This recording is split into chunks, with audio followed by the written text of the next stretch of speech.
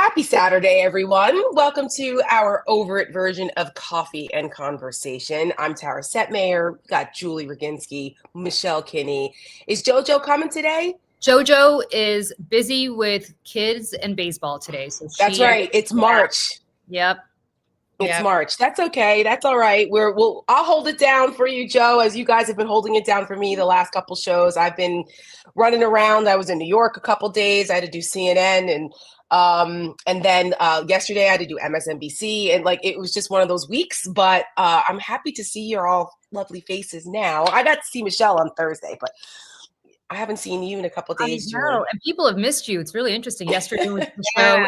Everybody was like, "Where's Tara? Where's Tara?" And then same last Wednesday when we did Over It. So and we are so happy to be back. And tell us how you've been and what the hell. What is going on? I mean, this is my mug today. This is my mug. Bitch, please, I'm from Jersey. The exact same mug. I'm not in the city right now, so I can't bring it out. But I have the exact same mug, and my husband's like, "I want to walk around with that mug in public." I was like, "Actually, that is the best mug I own." So what? I want to get a hat with that. Are you kidding? Like, no. That's my mood this week. It started off with my epic back and forth with Scott Jennings on Monday on CNN last week. He and I have not been together on a panel in probably 6 years.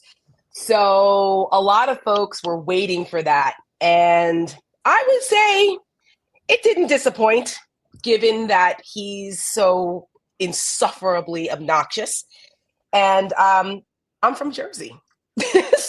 And he's not. I wasn't having it. And he's not. So I wasn't having it.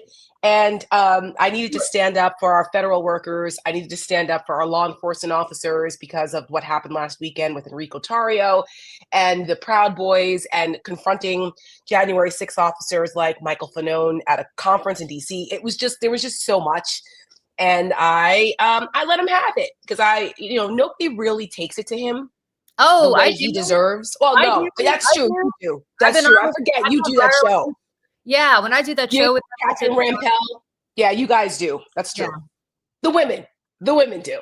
The women do. And what's interesting about Scott is this is not the Bash Scott show, but Scott knows better. That's the part. Correct. That's disappointing. Scott knows better because for those who don't remember, right after January 6th, I believe it was January 11th, but maybe Scott will correct me if the date is wrong.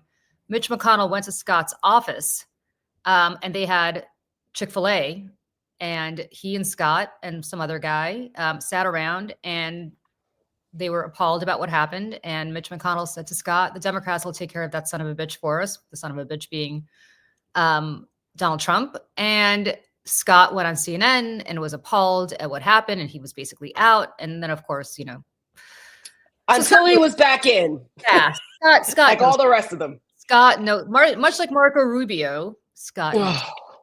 Absolutely. And, that's why when people see me on air and I have a particular bee in my bonnet for certain individuals, it's because I know who they really are. Mm-hmm. And they know, I know. Yeah. Which is why they don't like to be up against me, because they know, I know. Just like you, Julie, right? Yeah. Like we know these people. And so it makes it that much more infuriating when we hear them spew this propaganda nonsense. That's why I said, I pointed Joe Borelli too. And I was like, you would never put up with the type of nominees and cabinet officials that Donald Trump has put forth that you all are over here justifying. We were talking about Dan Bongino, who, is an absolute psycho, and being the number 2 at the FBI. And they're like, "Oh, that's the kind of guy we should have there." I'm like, are you fucking serious?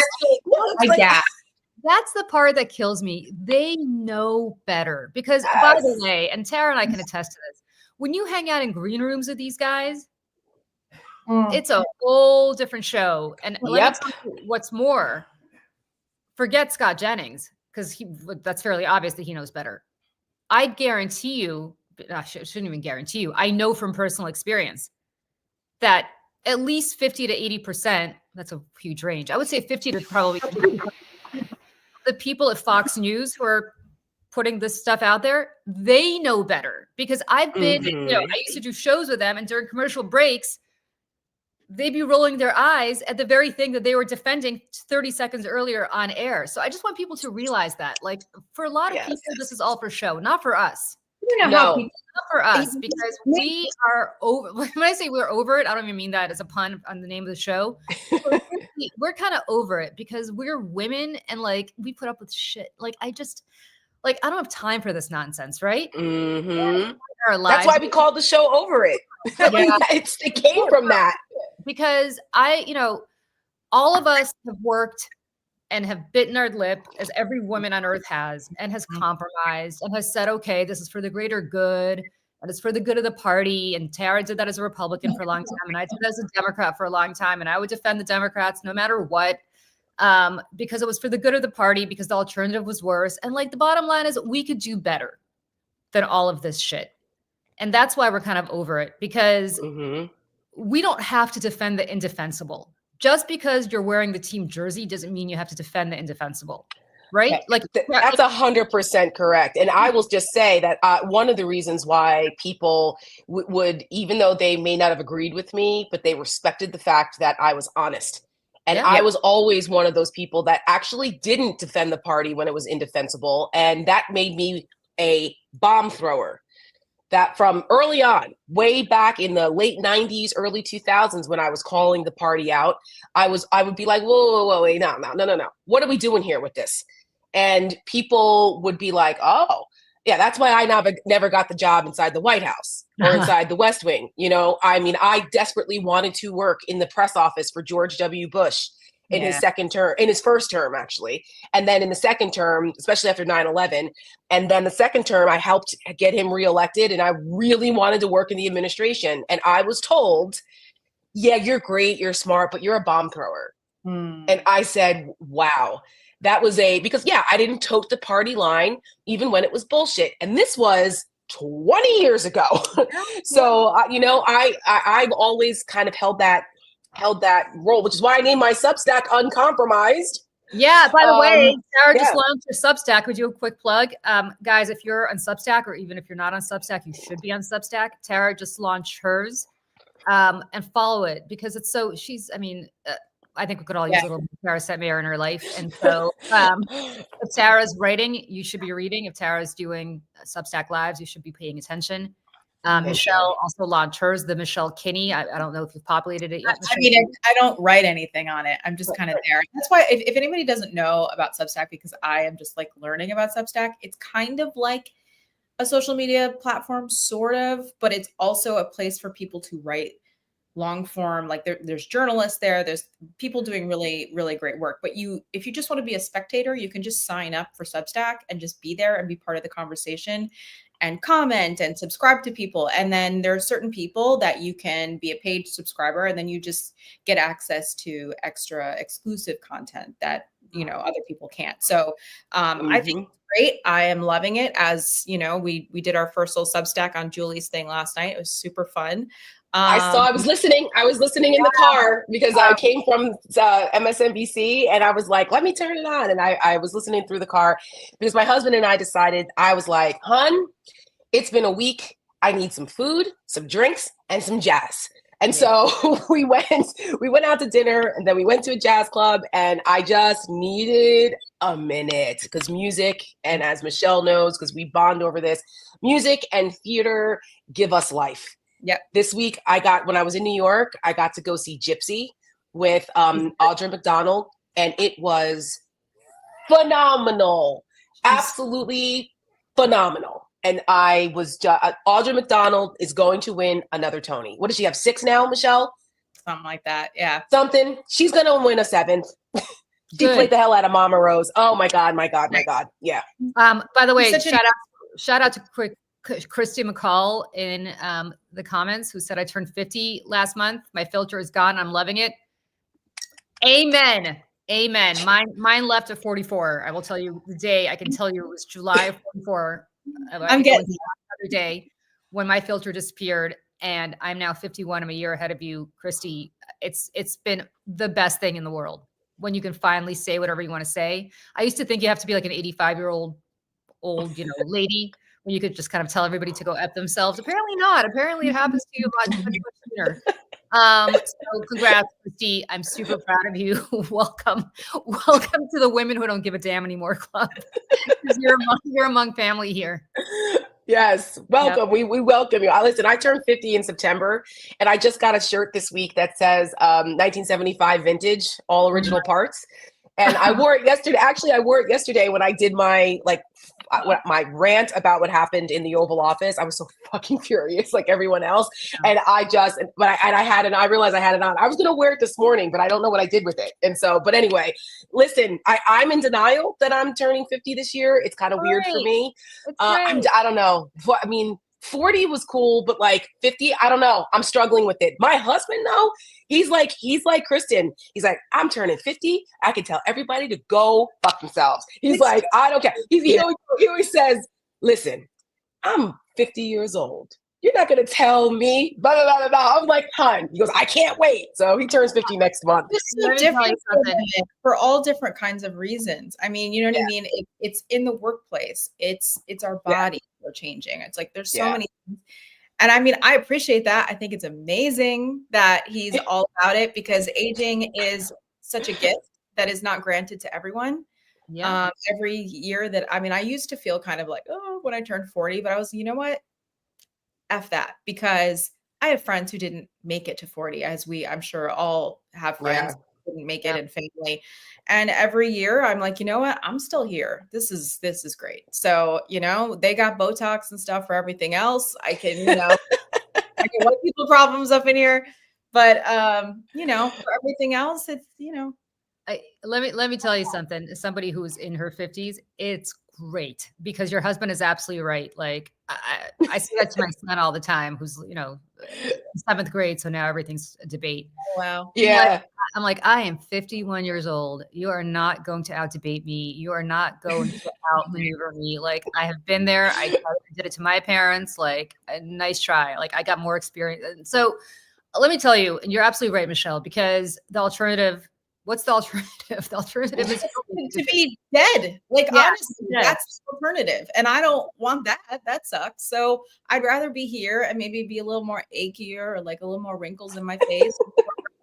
Because you know what? The rest of it's cosmetic. I can do something about that to make myself feel a little bit better. And, whatever.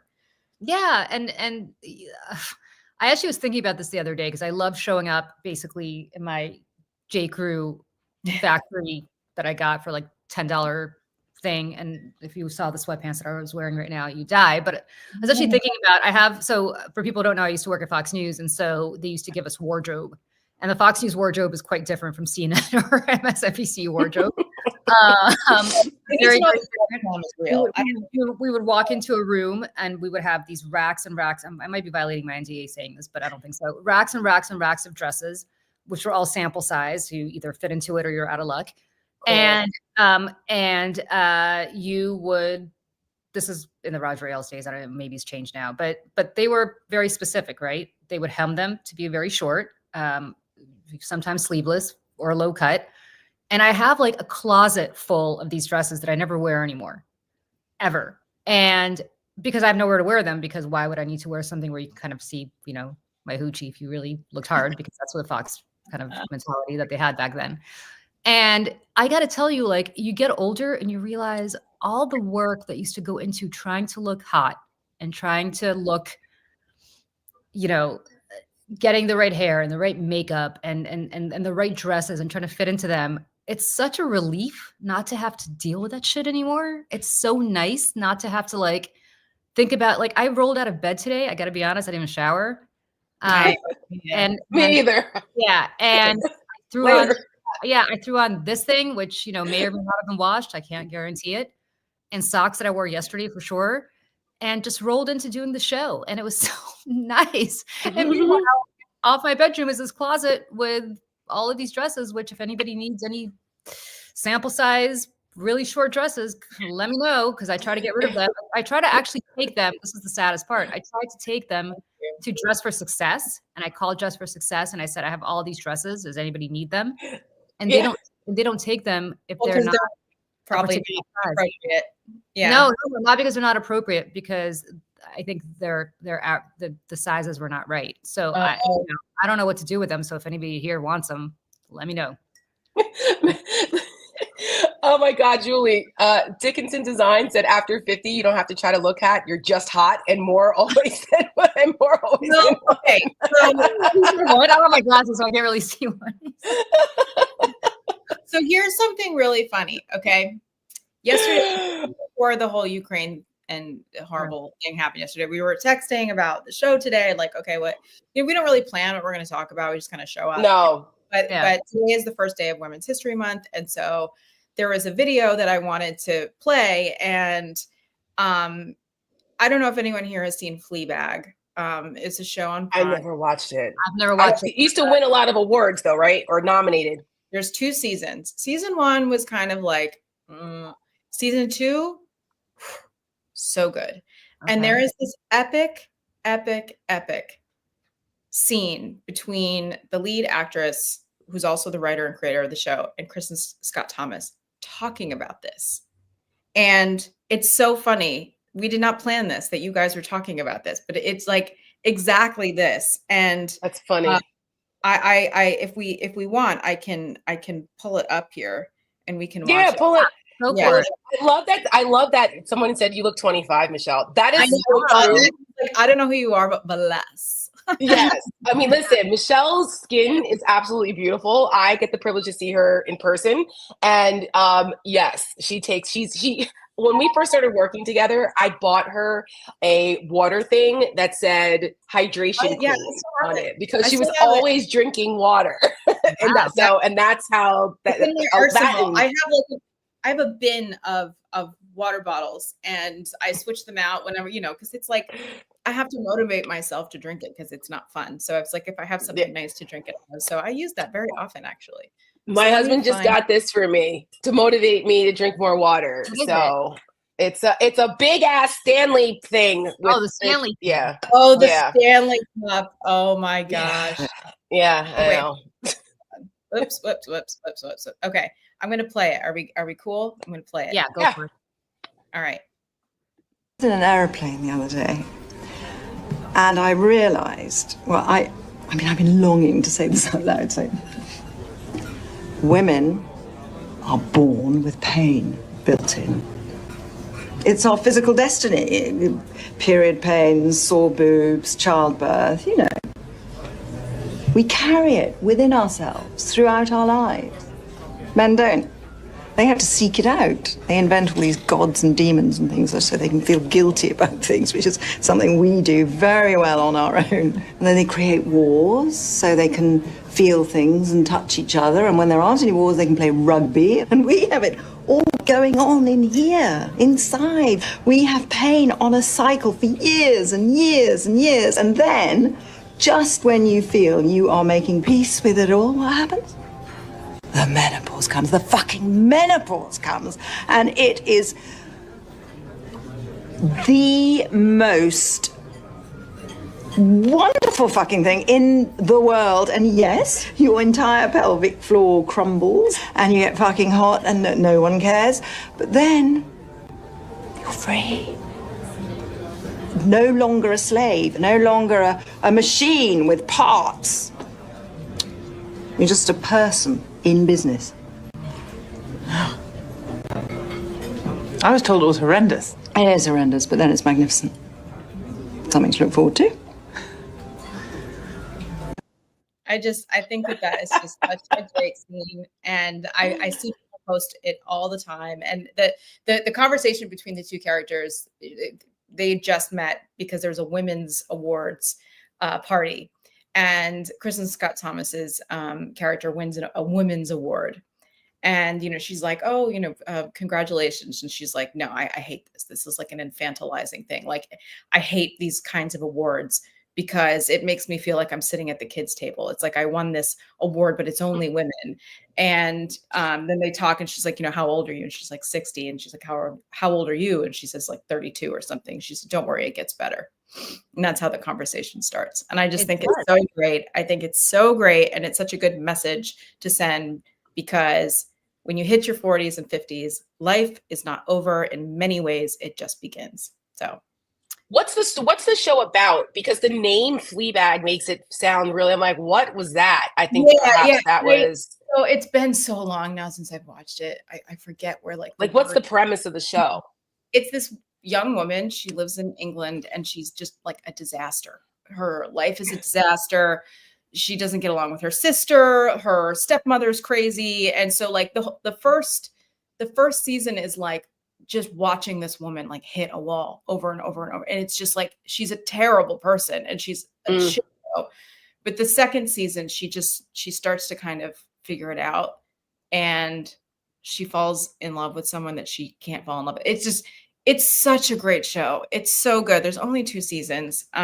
It's so funny. It's very, very, very funny and heartfelt. So Kristen Stewart Thomas has literally stolen every movie and show that she's ever been in, going back to 4 Weddings and a Funeral, where she was fantastic. Yeah. With my 90s imaginary boyfriend, Hugh Grant. But she was before or after the hookers. You know what? Before the hookers, but he was so awesome that I forgave him the hooker. Listen, the hooker was definitely a low point in our relationship, but but I was finally able to get over it and forgave him for the hookers. He's not looking so good lately though, but back in the 90s, he was my 90s boyfriend for sure. Oh yeah, and he's so like Hugh Grant is so funny. He has this kind of epic timing that I like. It's like a British version of Ben Stiller in that way that he can just look at someone and take a beat and it just ends you. It's like the funniest shit in the world. And he could do some dumb ass rom-com, you know, the Sandra Bullock thing, like 2 Weeks Notice is like one of my favorite movies. It's so funny. He can do no wrong. He can do no like hookers. I don't really care, honestly. Yeah, I'm gonna say if he wants to go. Are you nice to her? Fine. Yeah, if he wants to cheat on me with a hooker, like I'm okay with that. So you guys, let's pivot to the fact that we are now on the side of the axis of evil, and we are now aligned with formally in the United Nations with the likes of North Korea and Russia and Belarus, and that the president of the United States and his little handmaiden J.D. Vance and Marco Rubio, who of course should know better, completely ambushed a man who really is kind of the Winston Churchill, and I don't say that lightly, of our time. And just, we talked about this yesterday, Tara, when we did the Substack Live, Michelle and I and Joe. For those who watched it, thank you. For those who didn't watch it, I've posted it on my Substack, so please go ahead and take a look. But we don't need to belabor all of it, except to say the one thing we didn't discuss yesterday is the absolute abject failure of Congress on both sides of the aisle to stand up for democracy with a capital D, not for democracy, because you had John Thune said nothing. Mike Johnson basically parroted, like, I don't know if somebody in the Dmitry Peskov, the Russian spokesman for Putin, wrote his talking points for him, but might as well have. I mean, basically parroted Kremlin talking points and slamming Zelensky, but you don't expect much out of Mike Johnson. But then we got to Chuck Schumer, who put out something like Republicans are for Putin, Democrats are for you, and then moved on to talk about like the price of avocados or something. Oh my God. And the actual hell is like, I don't Julie, I know. I'm with you. When I was on MSNBC last night, I again was like, Democrats, what are y'all doing? Like, what are you guys doing? And some people in comments were like, stop going after the Democrats. Republicans are the ones. I said, no, I'm not going to stop, because until the Democrats mount an actual resistance that is worth its salt, minus a handful of people, right? Jasmine Crockett and AOC and Chris Murphy and a couple of the others, Senator Schatz, like, they can't handle it all. It needs to be a coordinated effort. Be a senator, you know, or a congressperson. Like they have, and they're carrying the weight of the free world on their backs, being like, come on. And that last night, I was like, am I missing something here? Like, did they have a press conference that I didn't see or didn't know about? Like and they had hours to do it. That's the thing. This They didn't did. happen at 5 o'clock. They did stand with Zelensky, I think, before, but what I Yeah. don't understand That's is just like Matt, it was like, yeah. it was fairly predictable. Now, maybe they think I'm gonna let me play devil's advocate for a second here, because I don't think this is necessarily an excuse, but maybe they think that if they were to politicize what happened, Trump would double down and it wouldn't be good for Ukraine, as opposed to basically saying, well, you know, we're not going to say much, and therefore maybe Trump will calm down and he'll bring Zelensky back in. But at some point, I don't excuse it. I'm just saying maybe that's the Yeah, rationale. no, you're probably right, because Yeah. they still think there's a chance that Trump will do the right thing, which he's never done ever. Coming back from that. Like, there is no coming back from that. And I said that on my Instagram yesterday, and I got like a lot of comments being like, unfortunately, you're right. Some people are like, don't say that. Don't say that. I'm like, listen, I'm not saying we don't get through this. Yeah. That's not what I'm saying. I'm saying come back from this. And, you know, Tara and I, before the election for years, we've been saying if Trump wins, there's no coming back from it. And that is what I mean. It means, and Julie, you said this last night on Substack, between 1945 and 2025, there was a world order in which we were aligned with the West, and there was a certain amount of American values and our outlook on the world and democracy that we all just agreed on, even if we disagreed on everything else. Those were the principles in which we led. And kept the Western world largely safe. That's the thing I want to say. I mean, yes, we had the Yes. Balkans or whatever else, but for the most part, Europe, for the first time in over a millennia, was not at war with itself. Yeah. Because of the Pax Americana, because we guaranteed the security until Putin did. Yeah. And there's grief, I think, that comes with that. That I this is why I keep saying it to people. I'm like, you have to come to terms with it, that whatever our country is going to be after this, whether it's, even if it's good, it's just never going to be the same. It's never going to be the same. And like, we have to grieve that. There is grief attached to that. And only then, I think, when we can come to terms with that and really get in our minds, can we focus on the future and move forward. Because I think the more we cling to the past and think that there's a reality in which we can go back there, that's just holding us back. And like Chuck Schumer and all these other people who think that, oh, maybe they'll do. No, guys, it's done. It's over. It's over. We have to figure out a way to move forward and align ourselves with the free world again. I don't know what that looks like. I don't know. I keep saying, to me, the demarcation is, if you served in the Senate with Robert Byrd, it's probably time for you to go. And I keep saying that because Robert Byrd and Tara, you were a House person. I was a Senate person back in those days. But Robert Byrd, we talked about this, right? We said we could make way for liberty, make way for liberty. Yeah, but he was kind of like the keeper of Senate decorum, right? Yeah. He was kind of he was better than any parliamentarian. He knew the rules inside and out, and he was all about the decorum of the Senate. And he really had a profound influence on a lot of members on both sides of the aisle to treat the Senate with reverence and to treat our politics with reverence, in the sense that you didn't cross any lines. And I think Chuck Schumer and Dick Durbin and Chuck Grassley and all these people on on both sides of the aisle, but I'm talking specifically about Democrats, really kind of absorbed that lesson from Robert Byrd. This was a long time ago. And very different.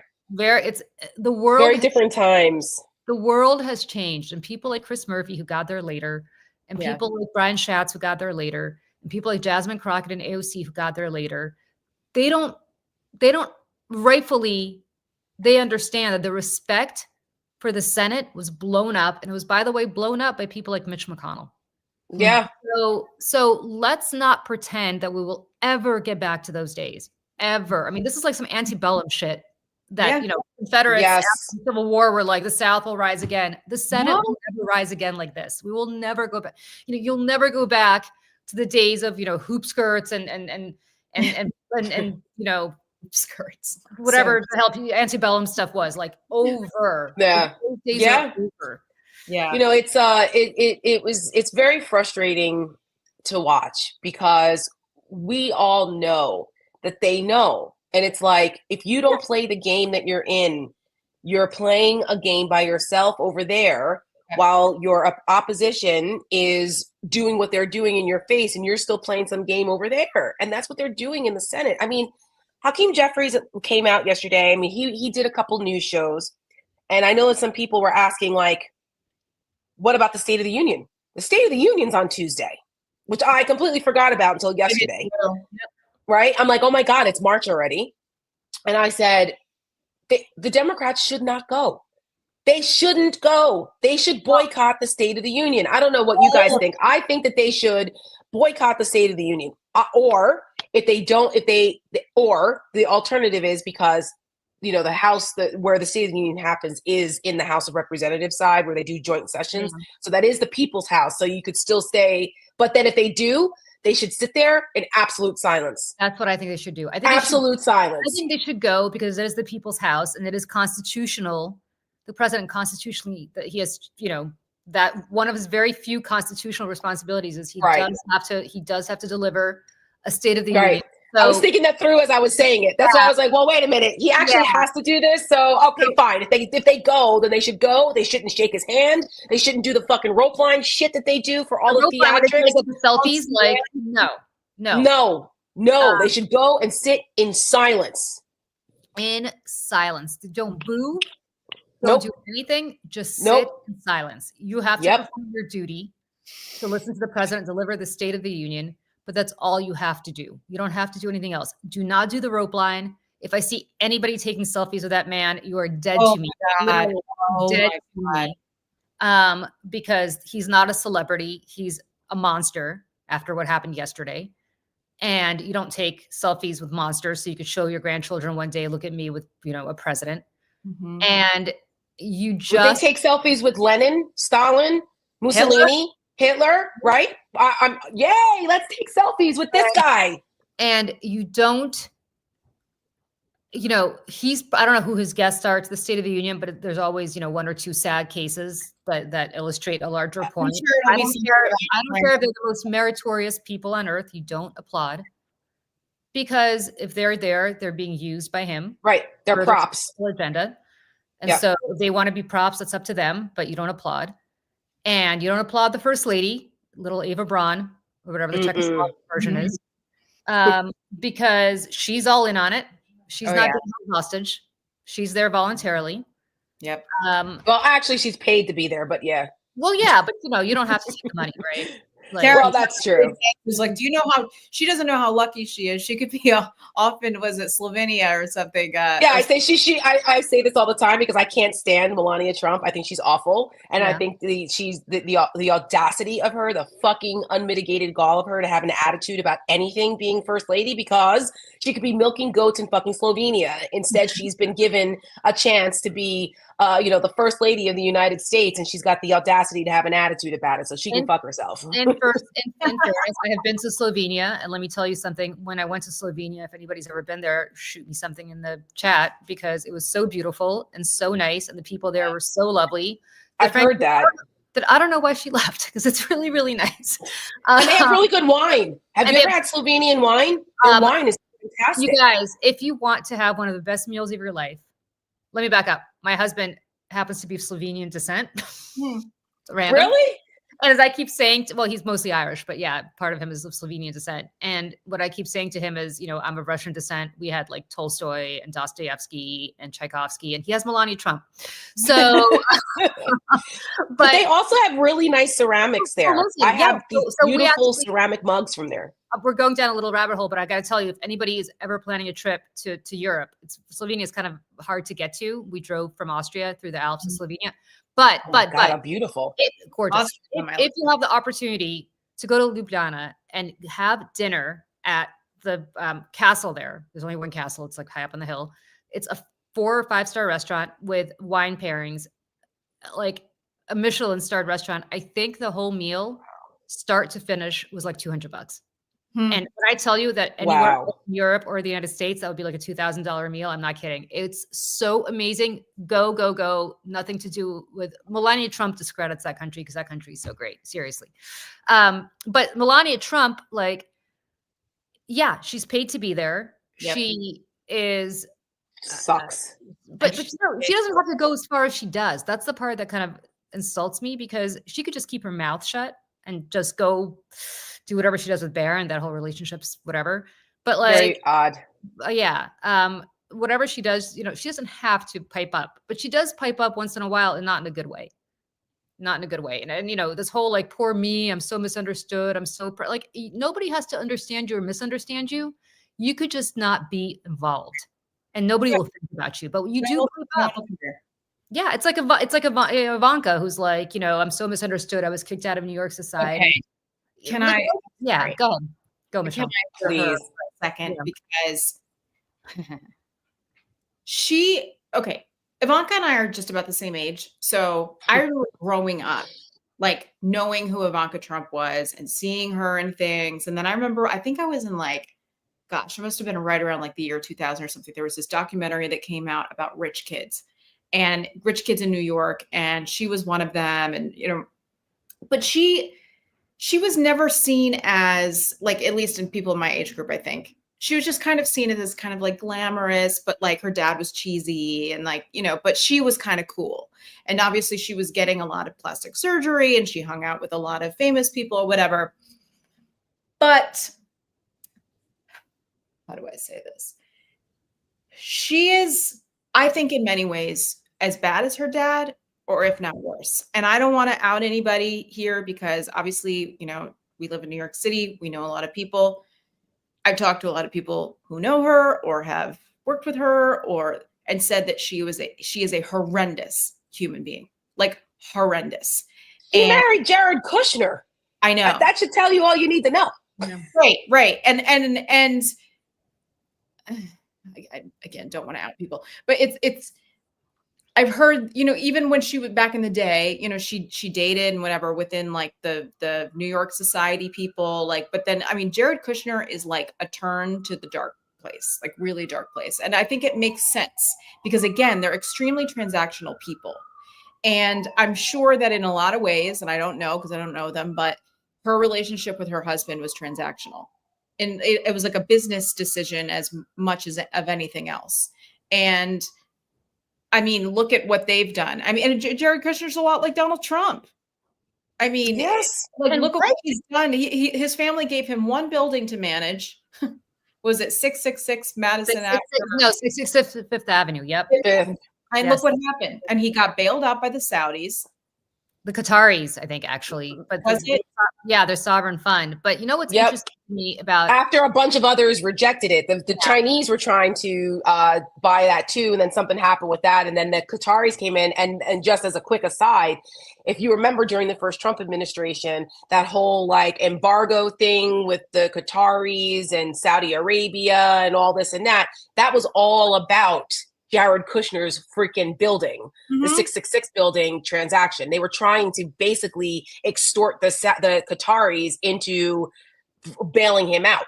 So can somebody explain to me why the United States Senate, under then Majority Leader Chuck Schumer, did not do any investigations into this, even as Republicans were chasing Hunter Biden?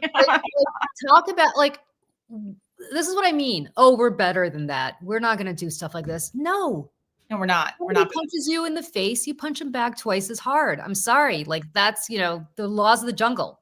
What happened to like, what's that country song? We'll put a boot in your ass is the American. Yeah. Right. Yeah. That they like to play all the time. Sean Hannity used to play that song all the time. And that's what I don't get. Like, you know, I come from Jersey politics, my friends. So I know how to play tough. And my attitude is, if somebody comes at you, they better kill you.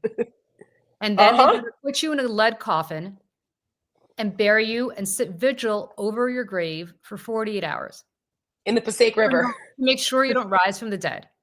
But if they don't do that and you are back living among the living, you better make them pay the way they tried to make you pay. Democrats were in control of one house of Congress last time around when Joe Biden, like, why are you not doing these investigations? Why are you better than that? Right. If anything, if nothing else, it's a messaging issue, right? Yes. Like, why are you not showing the flow of money from Saudi Arabia, from Mohammed bin Salman, Yes. to Jared Kushner. Yep. Why are you Let- not talking about how the Qatari Sovereign Wealth Fund bailed out 666 Fifth Avenue right when Donald Trump became president? Yep. Yep. What is going on? Forbid the Jamal Khashoggi situation. Like, Yes, thank that you. was all related. And- Yeah, and so of course they wouldn't do that because we're trying to create a peace treaty between Israel and Saudi Arabia, so we can't piss off MBS, so we can't do these kinds of investigations. And you know what my attitude is about that? What did that get you, my friends? Donald Trump Right. back in the White House. What did that get you? You know, that is, look, the fact that through all of the stuff that happened during the Trump term the first time and then right after with the absolute grift with Jared Kushner and Ivanka that's just one piece. Yeah. What's her name? Vicky Ward wrote the book Yes. Kushner Inc. And if you guys have any interest in how Jared Kushner came to be and how god awful and corrupt his family is and him, read that book. And that was before the Saudi stuff, post Khashoggi and the bin Salman and all of that. But people forget that Jared Kushner had security clearance in the White House and was reading the presidential daily briefs. The president The most highly, right? The president was not. He was. It is the most highly classified document that the president gets every day. And Jared Kushner was reading this. And there is direct correlation between Jared Kushner getting these briefings and what was going on in Saudi Arabia when Saudi Arabia decided to jail opposition leaders, to jail people who or hold them hostage at the Ritz-Carlton, some of the bin Salman folks that were in opposition to him. All of this was going on. Why did they know? How did they know to go and go after those opposition leaders? I wonder who tipped them off. Yep. Jared Kushner was taking trips over there to Saudi Arabia. He's best buddies with MBS. You've got to, and then what happens? Then they cut up a journalist, right? Yep. I mean, and then what happens? When Jared Kushner leaves the White House, he gets a $2 billion infusion into a wealth fund. But he's never. And they're going after Hunter Biden. That he's never managed. By the way, this is not like Right. Jared Kushner, some brilliant guy who's going to have a huge. And by the way, the best part is that publicly, the people who were in that sovereign wealth fund said, we don't think this is a good investment, and MBS overruled them. Yep. This was not, this is a bribe, pure and simple. This isn't a financial investment. This is a bribe. And now Trump wants to set up the United States sovereign wealth fund. Well, what do you think that is? A bribe with our tax. Oh my God. Which he wants to do by selling off pieces of our national parks, which again, I have had conversations in the last couple of weeks with smart people who know what's going on. They're like, no, he's not going to do that.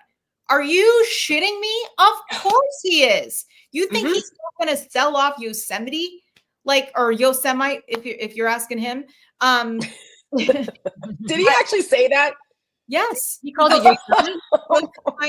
I will never forget Tara. Is he talking to me? Is that like a Jewish thing? Like, yo, Semite. Right.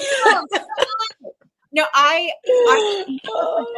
for as long as I lived, Tara, it was, so he said this in 2020. It was like during the pandemic. I was at my parents' house and I was on my computer. We were on a work call, a group call, and George Conway called in on the call from his car and he butts in to the conversation. He goes, guys, Donald Trump just called Yosemite Yosemite. Oh my God. And then he and then hung up. It was like, well, listen, between that and 2 Corinthians, I guess it's on brand, Jesus. Yosemite. Oh, it's great. The orange. Sorry, go ahead. Speaking of our national parks, and I was on MS with George last night. I hadn't seen George in person in a little while, and he's living life, and but at the same time, he's also like not being stupid about if he needs to go, if things get worse, that's another conversation. But anyway, he says hello, by the way. The other thing too, though, is that our national parks right now are falling into disrepair because of the DOGE cuts and the indiscriminate just hacking off of jobs across the board indiscriminately with no rhyme or reason. I made this point also on CNN earlier this week that this whole demonizing of federal workers as there's some like boogeymen in DC. No, they're your friends and neighbors outside of DC. 83% of federal workers don't live in the DC area. They live outside. And they're the people who take care of our national parks. They're the people who take care of our farmers, right? In the Farm Bureau, out in the flyover countries. They're counties, states. They're the people at your community centers, at your health community centers. They're the people processing your food stamp benefits. They're the people who are, they're what are they thinking? And there's pictures all over social media now of garbage overflowing in our national parks because problem because people suck. But there's nobody there to pick it up now. Right. My point is there's no one there to pick it up. Right. And so it's like once it starts to warm up again and people start going to their national parks and they're going to be like, what the hell? Well, you can thank Elon Musk and Donald Trump for that. Yep. And by the way, I think somebody here said that most, I think you're talking about federal workers live in Virginia, Maryland. Actually, no, 80% That's of the incorrect. Federal workforce live outside the DC area. Yep, 80%, that is correct. And a third of them are veterans. Mm-hmm. That's right.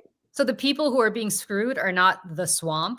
Thousands. Who are being screwed are the people, 80% of whom live around the country, many of whom live in Republican districts and Republican states, and a third of whom are veterans, the very people that Donald Trump and the Republicans are always talking about protecting. The largest states with federal workers, Texas, North Carolina, Georgia, California, Florida. Okay? So you guys, that's the misnomer out there because they think that everybody lives in DC or the surrounding area. No. The federal government is a very vast network around the country. You forget that people who work on our military bases, those are federal government workers. I was just going to say this. So I grew up in Northern New York, a stone throw from Fort Drum, which is the 10th Mountain Division, huge Army base. One of the most deployed recently. My cousin works, she's a civilian. She works at Fort Drum. It is a huge employer in the area where I live, which, by the way, again, that's where Tom Homan is from, which is just crazy. Again, I hate that guy so much. He sucks. But anyway, I think about that area where I grew up and how the entire area relies on Fort Drum. Like ever since expanded, like the whole entire area relies on that specifically as like one of the largest employers. And all the small businesses to, barbershops, anything, right? This is what you're dealing with. If those people lose their jobs, in a place that is already struggling with higher unemployment than other places in the country. That's the other thing. We talk about jobs reports. Okay. So Joe Biden's jobs reports were on the up and up for the entire time he was in office. Yep. And the next jobs report that's going to come out, what was it? Probably today or what it usually comes out. Yeah, usually comes out. No, on the 15th, I think. But maybe whatever. But it's going to be disastrous. Thousands and thousands of people are losing their jobs. Well, but let me also say this. This is because you raised a really good point, Michelle. And I don't think people are focused on this enough. Here's what the whole purpose of this is. This is how completely cruel and nefarious this is, not just for those federal workers, but for everybody else. You are about to have a glut of unemployed people trying to find a job in the private sector because they're no longer able to be employed in the public sector because the public sector has been eviscerated. What is that going to do to wages? When companies know that there are now, instead of 1 or 2 people competing for the same job, 6 or 7 people competing for the same job, I can pay people less because they're so desperate to work. It's going to drive wages down. It's going to drive corporate profits way up, but it's going to drive wages down. And that's the same argument, Julie.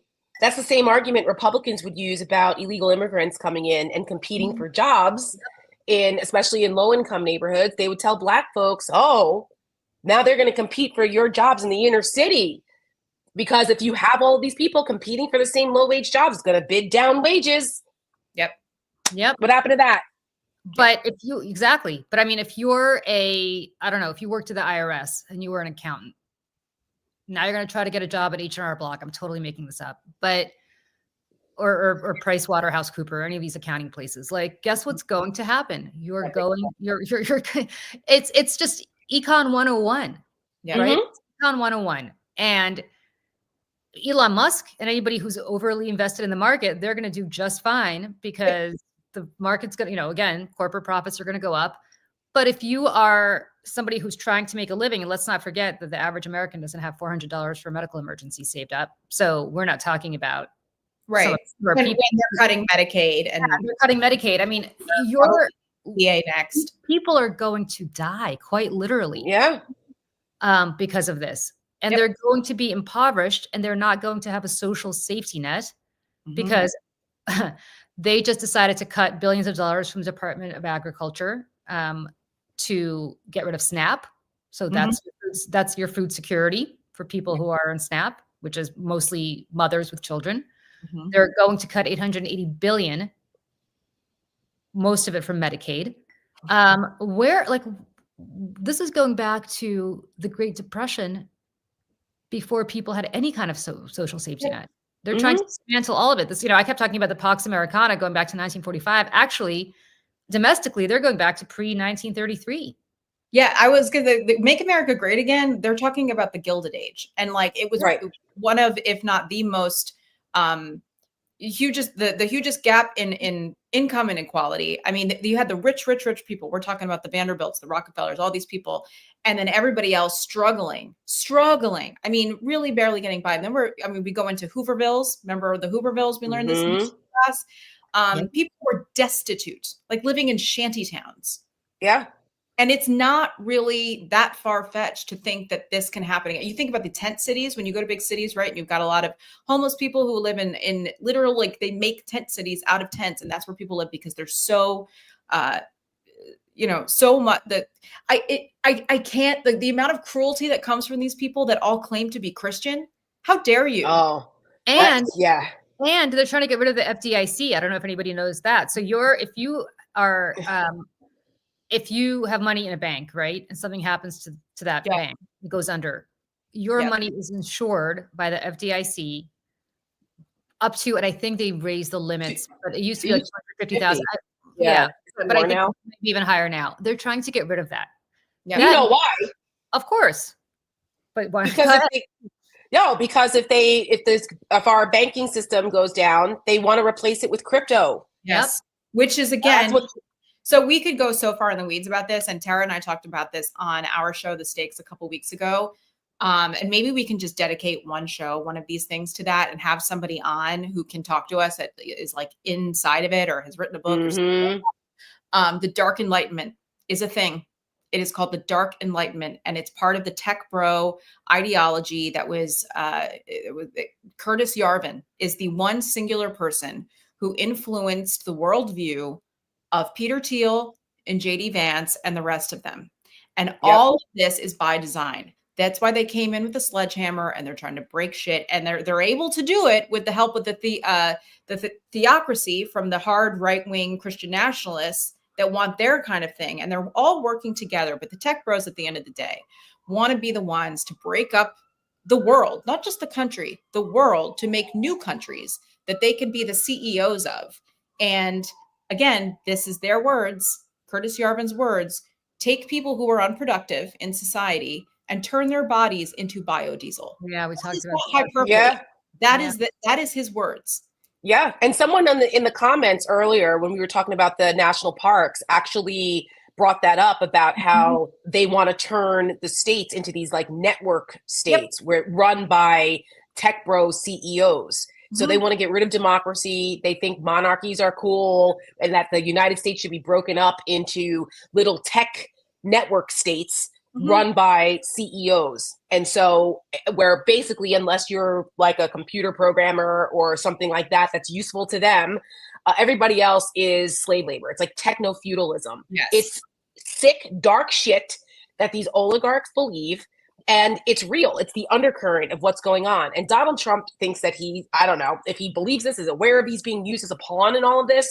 But it's not by accident that all these tech bro oligarchs are surrounding him, that he had them all, like Mark Andreessen and Sachs and, these South African apartheid adjacent assholes that have all this money that control a lot, right?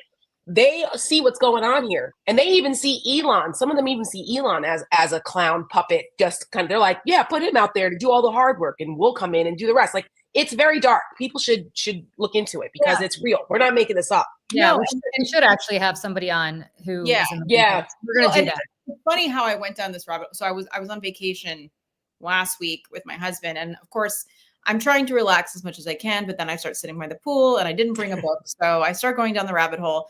And this is where I came across the Curtis Yarvin stuff. And then I started really going down the road. I was like, oh my God. Because when you're reading it, it reads like some sort of sci-fi horror film, but it's not, and it's real. And so then I started texting Tara. We did the show about it. And all these people in the comments, I knew about Curtis Yarvin. I knew it. Good for you. I didn't. Right. Okay. Right. I didn't know about it. A lot of other people didn't know about it. So, good for you. Yay, you get a trophy. But like, I think the more people that understand this, and listen, there was a couple times I have really broken down and cried since the election, since January 20th. And because this is all upsetting, but I'm talking like really like, oh my God, I can't take this anymore. Oh my God, I can't breathe. One of the times was reading about the SAVE Act, when I was reading about how they want to disenfranchise married women. Because, and even on a personal note, like I really struggled with whether or not I wanted to hyphen my name and stuff, because I feel very strongly that women, our names are what we have and whatever. Yeah. Personal decision. So that was one of them. The second one was reading about the national parks. And on the National Park Day is the same day that I was reading about Curtis Yarvin. And, when we were out, we were in Palm Springs and we didn't have a car this time. So we weren't able to go to Joshua Tree. And I sat next to my husband at the pool and I just started like bawling. And I was like, I've never been to Yosemite. I've never been. And I was like, my whole life, I watched this on TV, pictures of Yosemite. And I'm like, of course, then we're getting into my fear of flying, why I don't go places. And then I was like broke for most of my 20s anyway. So like, wouldn't have mattered. But, I was like, my whole life, I've never gone. And now I might never be able to. And I just got sad and angry. And these are like huge places, huge, like bigger than we can even imagine. Nowhere else on earth has a national park system like we do. Nobody. Yeah. It is untouched earth that exists in its purest form. And if you can thank a Republican, it was Teddy Roosevelt who made the decision to preserve, right? Michelle, can you explain to people what the SAVE Act is? Because for those who don't know, because it's actually something that's kind of an undercurrent, but it's so important for women to know about. So why don't you tell people? Yeah. So the SAVE Act is something that has been introduced in Congress for many, many years. I think Tara was like, even back when she was there, they've tried to do this. Obviously, it's much more sinister because of the circumstances that we're in. What it does is say that it's like voter ID law, a federal voter ID law on steroids. Okay. It's requiring a birth certificate in order to register to vote. And that birth certificate must match your ID in terms of your first and last name. So if you're an immigrant or something, like you might not have a birth certificate. Okay. A lot of people don't have that. Like their moms and dads didn't. I don't have one because I was born in a different country. Right. And for a lot of married women, which is millions and millions and millions of people in this country, if you changed your last name when you got married and your ID does not match your birth certificate, this is like, in addition to the fact you have to go through all the trouble to find your birth certificate, then you have to have your ID match your birth certificate. Now, that's not a lot. That's not very many people who are women who are married specifically. So, okay, well, you can get a passport. A passport will come. Okay, a passport is like a couple $100s. You have to wait weeks to go through all of that background. I mean, it's. And you need a birth certificate to get your passport. You need to get your passport. So they're trying to disenfranchise millions of women. Why? They can't get their agendas through if women are voting. And the Christo-fascist movement in this country has been very vocal, very vocal. You can go onto the Seneca Project YouTube page. We have a video called Christian Nationalism that I just threw together on my phone. It is a montage of these Christo-fascist Trump supporters who are openly talking about overturning or undoing the 19th Amendment. And part of the argument for the 19th Amendment was, we do not live in a democracy if half the population isn't even allowed to participate in it. We're not allowed to serve on juries. We can't serve on juries for our own gender. We can't vote. There was all kinds of stuff. And I mean, then we're going through history. Women can't own property. I mean, there's so many things that are attached to it. Business. This can't, I mean, all kinds of things. Yeah. So they know that they can't do this if women continue to show up, because we are a threat. We are a threat to their agenda. And I say this often, that the millennials, I'm an elder millennial. I was born in the early 80s. We are the most educated, most financially independent generation of women in the history of the world. And what does that mean? That's scary to them, because it means we don't need them, and we can, do things on our own, and we have the power to stop them. And they know that. And they're going to do everything in their power to stop us. Yeah. Since we're going down the rabbit hole of what they're trying to do to women, Michelle and I had this conversation yesterday. Girl, which is so, I actually did a Substack on it. So if anybody wants more detail, they can just go to Salty Politics and check that newsletter out. But just very briefly, Ken Paxton, the Attorney General of Texas, who, if you recall, was impeached and would have been convicted by a Republican Senate, except for the fact that Donald Trump called them up and threatened them that he was going to primary them if they convicted Ken Paxton. But Ken Paxton's, for a number of reasons, really not a good guy. He has now filed a lawsuit against the NCAA. I mean, this is so gross, you guys. So after Trump got elected, the NCAA banned transgender women from competing in sports. So if you're a transgender woman, you can't compete on the swim team, you can't compete in soccer or whatever. Before that happened, Charlie Baker, the former governor of Massachusetts, Republican governor of Massachusetts, who's now the president of the NCAA, testified that there are fewer than 10 people, transgender people, competing in college sports. Mm-hmm. Now there are 0 because it's no longer allowed. There's more people that have measles in Texas than there are transgender athletes. More people in this chat are transgender people competing at the NCAA, which right now is 0 because it's no longer legal. But that's not good enough for Ken Paxton. Ken Paxton is suing the NCAA to make sure that women get tested to make sure they're not transgender. And how do you get tested? You ready for this?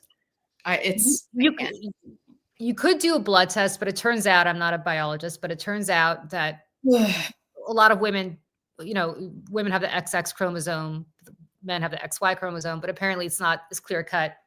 A lot of women, a significant number of women, have a bit of a Y chromosome as well, right? It doesn't make you trans. It doesn't make you anything other than intersex or anything else. It's just that I guess we're all different.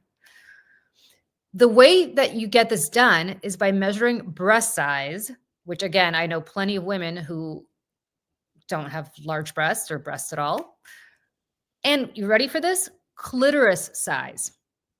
Are you fucking serious, Julie? 100, as serious as cancer, You Tara. told me this yesterday, Tara. This is another reason why I called you, because I was like, oh my God, you have to read Julie's Substack. Because I was like, I was the 19th did a story on this. The BBC did a story on this. It is all linked in my Substack. So this is not me making this up. I can't. Let someone try to come into this country and start measuring women's clitorises and tell me that we're not living in Gilead. Yep. This is insane. So yes, to people who are like, excuse me, what? Like, go to my, like, you guys, I know. That's why I did a whole newsletter on it. And what I'm telling you right now is Julie sources everything in her Substack. She links always source. Things, always source. Yeah. So always source. So this is not me. This is not coming out of some weird, the 19th, which if people don't know, you should read the 19th. It's a women's centered. We were just with their founders a couple weeks ago at an event in New York City. They're fantastic. Support the 19th. Actually based in Texas, so they know of what they speak, mm-hmm. And also the BBC, which obviously is the BBC. So I'm saying all of this because like several questions. One is, do we all get tested, or is it just some women who don't look like they're female enough? Like who's deciding? And second, if you have I have a 12-year-old. He's a boy, obviously, but he is very athletic, and he's the kind of kid who, if he plays his cards right, might get a scholarship or get into college based on his sports ability. If I had a 12-year-old girl and I knew that this was the law, I wouldn't even bother. Hmm. I wouldn't even bother because you're now asking girls and women to effectively make a decision between playing the sports they love at the collegiate level and having their clitoris size. I can't. I actually like I want to I can't. I was an athlete in high school. I talk about this often. I was an athlete from the time I was 7 years old, and I was on the swim team. I played softball. I was co-captain of my high school track team. I was co-captain of my high school volleyball team. I was all county in track and field and in volleyball. And I had an opportunity to play in college, not Division I, but I decided not to because I wanted to focus on academics. But I mean, when you're an athlete, it's always in you. And I later in life, I started playing like in adult intramural leagues for volleyball, and I played on. I like sports are such an empowering, amazing experience. You learn so many skills, and you have with your teammates and coaches and discipline and the love of competition. Like it's such an enriching experience to be an athlete. And for something else now, for women and young girls to have to think that would be taken from them because they're women and they have to be violated by men who want to sexualize us again because of fucking sexualize us. Yes. Like for what? Measuring let me tell you something right now. I just stuck it in the chat. So Salty Politics is me. I just put the link in the chat for anybody who wants to read the newsletter. Like it's this and again. No. There's so much crazy shit going on in the world right now that people are not focusing on stuff like this. No. But let me tell you something. If Donald Trump was calling people in Texas, telling them that if they don't support Ken Paxton, he's going to primary them, what's to say that Donald Trump's not going to tell the NCAA that unless they do this, he's going to pull whatever, the president has a lot of power. Yeah. Stop funding college sports, stop federal funding for this is the way to get Title IX, by the way, you guys. This is their way to ensure that women don't play sports. Yes. And Julie made such a great point. We were on the phone yesterday talking about this. And she said, this is their way of to your point, getting rid of Title IX. Can you imagine? Which is just so folks understand, most people don't know what Title IX is. Title IX basically helps to equally fund women's sports and things like that because they weren't for so long. And it was to give women an opportunity to have some equality in sports. Go ahead. Right. And sorry, Title IX. Oh, right. So and I was thinking about this just like as a communicator and somebody who makes ads and stuff. I was like, okay, how do you message to parents about this? Like, can you imagine every soccer game, all this money, all this time that you invest so that maybe your kid will get a college scholarship to go play sports? And then what? And then you walk into this office with this like grimy looking doctor. And all I can think of is US Gymnastics and like the doctor from US Gymnastics and what he put those girls through for years and years and years, the trauma of having to have someone touch you like that, to sexualize your body as a young person when you have barely entered the world as an adult. And the shame that is attached to that. And breast size also, can we just how many girls at that age are one way or the other insecure about the size of their breasts? Either they're too big or they're too small or there's something wrong with them. Like every woman out there, women in the chat, correct me if I'm wrong, but when you were 18 years old, were you not like, listen, I'm sorry, but I know a lot of men who had bigger tits than women did because they were fat and out of shape. Yeah. So like, you know what? Like I can't. Like, are they serious? Did anybody look at what Elon Musk used to look like before he had the surgeries and took the shot and like was living on ketamine? That bastard had tits bigger than all of us. So does that make him a woman? Yep. I can't. This is too much for the Saturday morning, guys. So Tara and I did an interview with USA Today right before the election too. Yeah, I was going to bring this up. When our ad American Girl went viral, this reporter had reached out to us and wanted to talk to us just about women and girls because she was a sports writer. And I said, well, funny you asked, because we also did an ad about girls sports and how, talking about mothers and how much we sacrifice for our daughters and like how we have to win for them. And then we didn't. It was an Olympics ad. If you guys want to go see it, it's really, really good. Yeah. It's called We Must Win. And we put it out in July last year in honor of the Olympics and obviously the double entendre of We Must Win. Please go check that out. It's really, really good. I almost want to play it, Michelle, because I feel like we should end the show on it. Is it too late can we pull it up, or is it too? I got it here actually, but I think we should end it on that. But go ahead, finish your point. Sorry. Yeah, and I will actually. Do I have it here? No, I was gonna drop the article in the chat.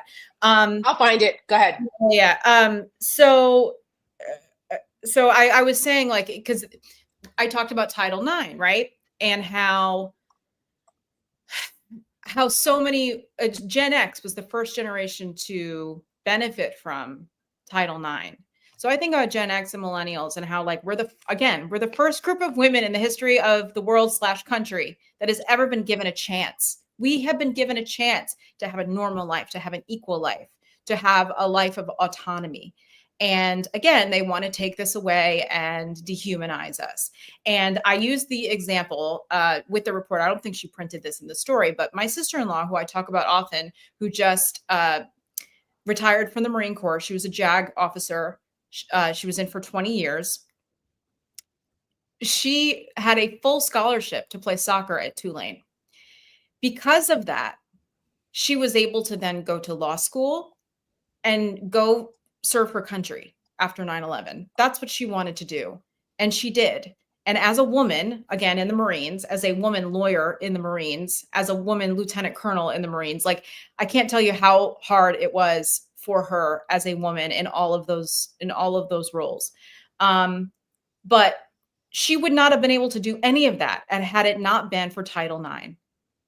There are so many women in this country that sports and equality in sports gave them a leg up and gave them an opportunity to do something with themselves. That wasn't just sitting pretty and then graduating high school and going and marrying the first boyfriend that you've ever had.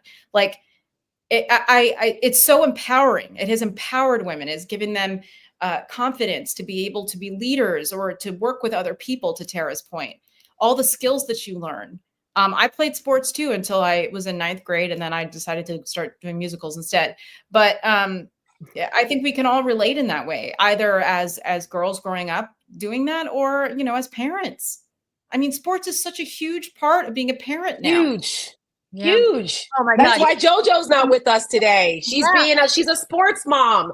I mean, this is wow. I mean, as we wrap up this morning's coffee and conversation, like we covered a lot of stuff. My God. Yeah, we did. But if you have it, Michelle. What's that? Oh yeah, please. I'm loading it right now. Okay, awesome. I just I'm looking at some of the comments here, and some of the stories that the women in the comments are talking about going to doctors and being sexually assaulted by doctors at a time where they couldn't report it. Yep. And what they had to endure with these are, this was just for regular routine checkups. And now you want our daughters to be subjected to this type of humiliation in 2025.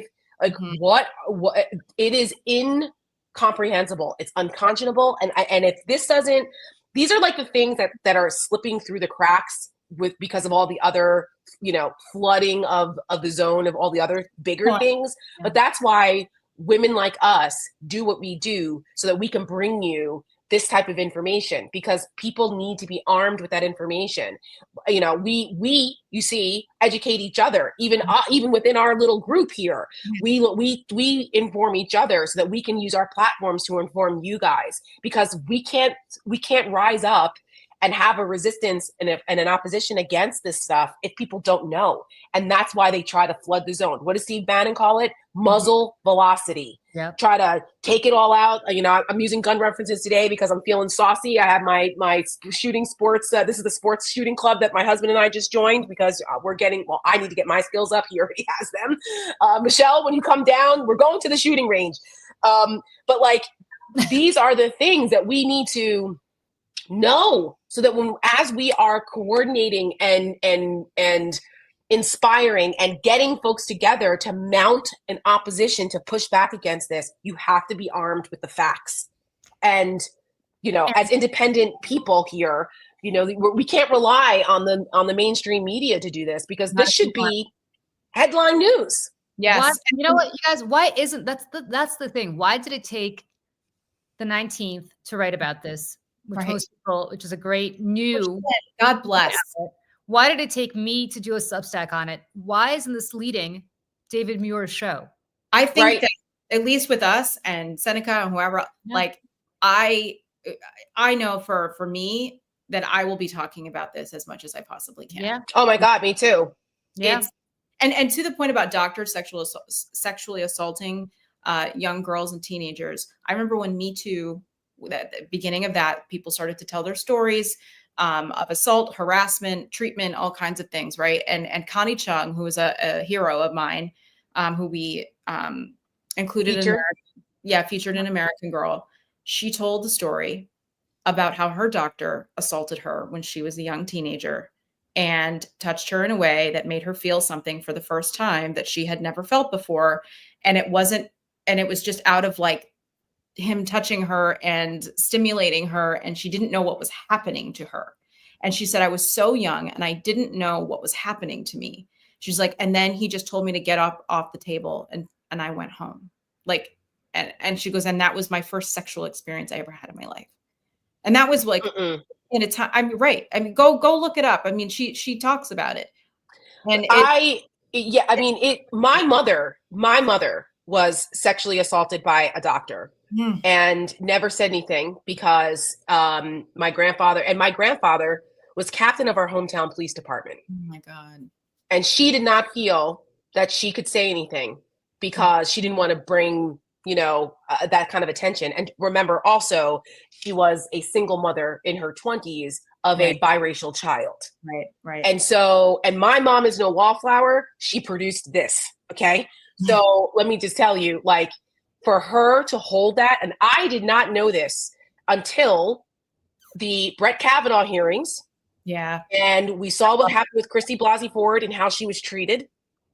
And we started to see so many women talking about their experiences and how they stayed silent because they kept going after her. Well, why didn't you say anything for 30 years or whatever? And I wrote an op-ed for CNN. I was a contributor at the time. And my mom told me, she said, I never told you this. And she told me what happened with this doctor. And I went, I said, Mom, what? And so I wrote an op-ed about how many other people have gone through those experiences and felt they couldn't say anything. And now watching this happen, feel empowered to speak out, to try. Traumatized. They're reliving it. Yes, it's not. I mean, nobody wants to relive those things, and then to watch those women corner Senator Jeff Flake and go like, my sexual assault should matter, my life matters.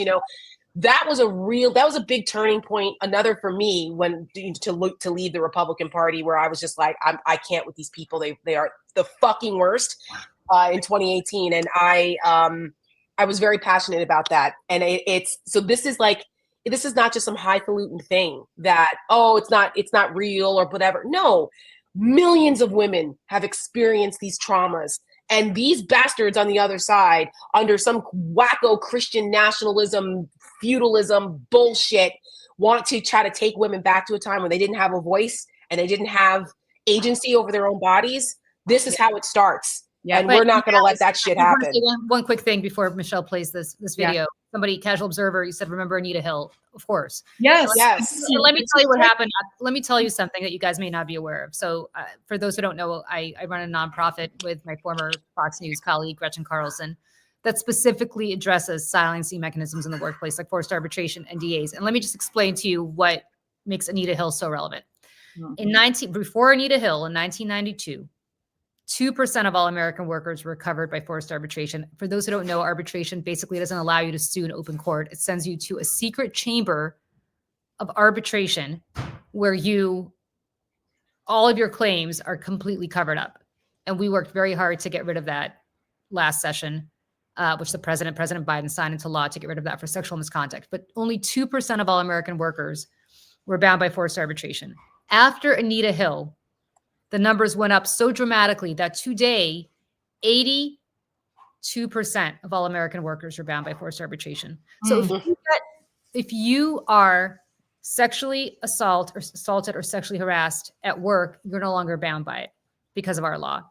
But until that law passed, but I just want to tell you guys, until that law passed, what companies took out of the Anita Hill thing was not, oh my God, we got to do better. It was, holy shit, we can't have an Anita Hill do to us what she did to Clarence Thomas. We got to silence women. Mm-hmm. And that's when NDAs started to be expanded from from just proprietary information to everything. And that's when forced arbitration went through the roof. Wow. The whole point was to silence women so they could not be Anita Hill. They could not do to them what they thought Anita Hill so unfairly did to Clarence Thomas. That's the Chamber of Commerce fought us tooth and nail on that bill. That's corporate America. Wow. We got it done. We got it done. P.S. Turning. God I'm bless. say something talking here. Lindsey Graham got it done for us in the Senate. Kirsten Which is Gillibrand just yeah. So, and President Biden signed it into law. And I was at the White House when that law got signed. And Gretchen Carlson actually introduced the president at that signing ceremony. It was the most meaningful thing in my life, except for the birth of my son. And But- you know what? And we're grateful for the work that you guys have done. You know, so you much and more to Gretchen do. Carlson. There's so much more to Just- do. But it's incremental. Take every win that we can get. And we also, Michelle was very deliberate about including a photograph of that Yeah. signing ceremony in our American Girl Yeah. ad, which, by the way, folks, we are re-releasing because it is Happy Women's History Month starting today. We are not going to let these fuckers try to erase our history. They're trying to do it with Black folks. They tried to do it with Black History Month last month. They're going to do it again this month with Women's History Month, with Pride, with Hispanic Heritage Month. Rafi, as a Black cat, he said no, right? He said, we're not going to let it. So we made a decision that we should re-release American Girl, and we're going to start to have a blurb every day about the imagery that you see in American Girl. Because when we released it, a lot of folks were asking like, oh, that there's some history here that we're not familiar with. Like, who are some of these women? What are some of these things?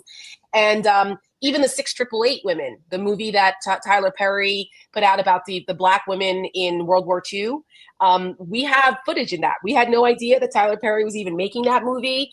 And, you know, this is Rafi, actually. Tiki, I see some people in the comments. Rafi's my new kitty that we rescued. Tiki passed, unfortunately, in September, and I have been heartbroken over it. And Tiki sent me Rafi to help heal my broken heart. So for those who don't know, this is Raffaele T'Challa, because he's like a Black Panther, so that's his middle name. And we call him Rafi for short. Wow.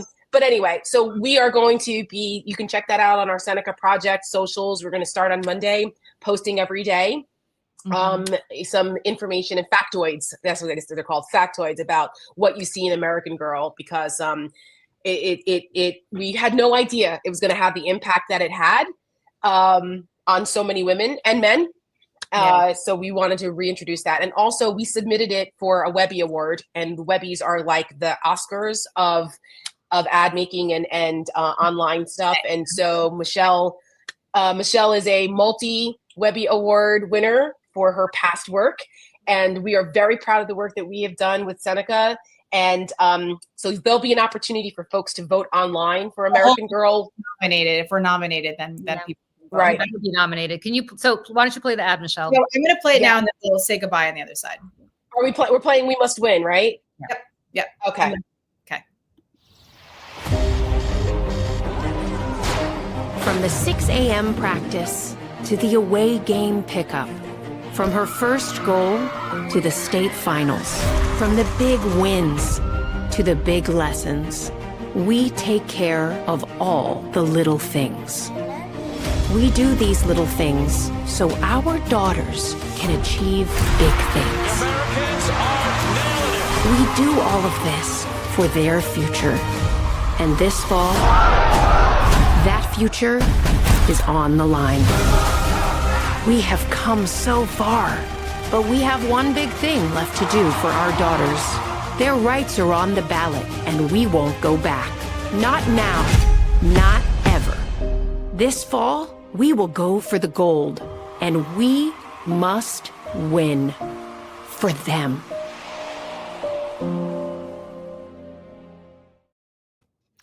So that's a beautiful ad, you guys. And you did such an amazing job with it. That deserves an award of its own. But We submitted it. good. But those Who's girls, committed? those girls are the ones who I they want to can't compete. even talk. Like, Will, if Ken I passes, know. you know. So it's for our daughters. I don't have one. I don't think anybody on this in this panel has a daughter, but it is for the girls in our lives. For those of us like Tara, me, and Michelle, you too, who are athletes in high school. I did not play the collegiate level, but and right now I really can't run from here to my front door. Yeah, me either. But, Knee but surgery. back in the Two day, knee surgery. yeah, but back in the day I could. I'm just lazy. Me Sorry. too. I wish I had an excuse like knee surgery, but we have to pay attention to this because there's a lot of stuff happening in the world right now that's outrageous. We can't let the stuff that's not covered get through because nobody's paying attention. I know it's really hard to pay attention to everything. I know that we only have so much bandwidth before we all go insane, but stuff like this matters. It matters. Yep. And Yep. so I just want to say really quick that, you know, I've seen all the ads that we've made a million times through production and then watching them after the fact, and they always get me. But watching that in the context Now. conversation, I'm like, I can't breathe. I know. I started to tear up too, and I'm not as sappy as Michelle. I do cry a lot too, but Michelle feels it so deeply. You know, I love her, and I was starting to choke up. yeah. And you guys made It that. didn't- So, yeah. If you're choking, because it didn't have to. We didn't have to be here, right? have to- We didn't have to be here right now, and we are. yeah. I don't know. All right, ladies, on that note, I hope everybody has a wonderful Saturday. Take some time to do something that maybe gets your mind. Go outside, touch the ground. If you're in the Northeast here, it's actually a nice day for a change. If you're somewhere that's warm and nice, I'm very jealous. But have a wonderful, wonderful Saturday. We will see all of you, whoever can join, I should say, next Wednesday at noon. For our Over It show.